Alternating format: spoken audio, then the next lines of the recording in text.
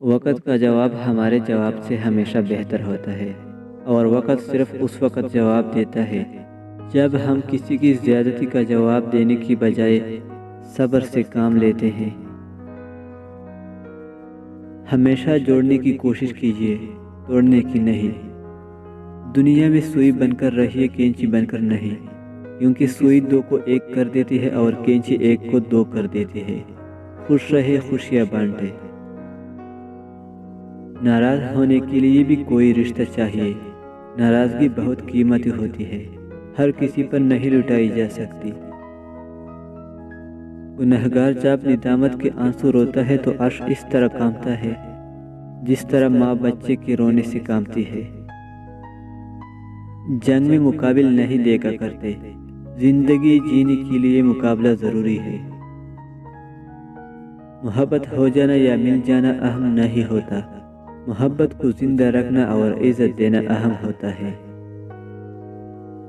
ماضی آپ کا دروازہ کھٹکھٹائے تو ہرگز نہ کھولے، کیونکہ ماضی کے پاس آپ کو دینے کے لیے ماضی کے سوا کچھ نہیں ہوتا۔ ہمارے یہاں لوگ دین پر ماننے کی باتیں کرتے ہیں، چلنے کی نہیں۔ جب لوگوں کو آپ سے کام ہو تو ان کے لہجے میں رخ افزا اتر آتا ہے۔ حد سے زیادہ تمنائیں انسان کو اندھا کر دیتی ہے۔ عزت، احساس، پیار اور شفقت ایسے ادار ہیں جو واپس ضرور ملتے ہیں۔ نرمی سے جواب دینا دوسرے کے غصہ کو کم کرتا ہے۔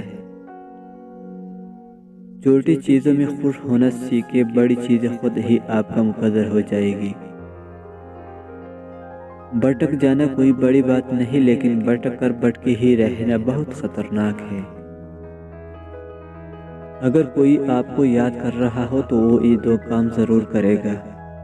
نمبر 1، جب وہ آپ کی اور اس کی باتیں اپنے دوستوں سے کرے اور ان لوگوں سے کرے جو اس کے بہت زیادہ قریب ہو۔